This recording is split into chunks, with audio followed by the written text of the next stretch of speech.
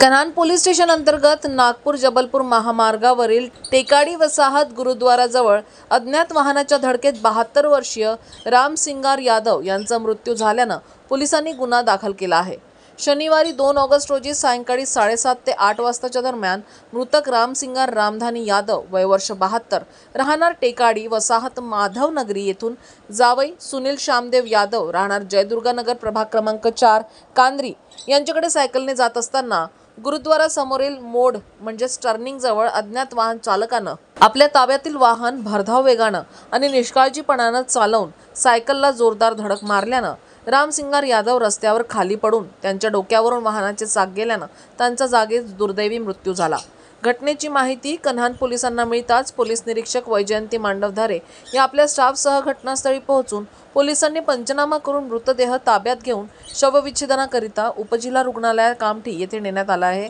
या प्रकरणी कन्हान पोलिसांनी रुपेश राम बच्चन यादव वय वर्ष 30 राहणार टेकडी माधवनगरी यांच्या तक्रारीवरून अज्ञात वाहन चालकाविरुद्ध गुन्हा दाखल करून पुढील तपास पोलीस निरीक्षक वैजयंती मांडवधारे यांच्या मार्गदर्शनात कन्हान पोलीस करीत आहेत व अज्ञात वाहन चालकाचा शोध घेत आहेत।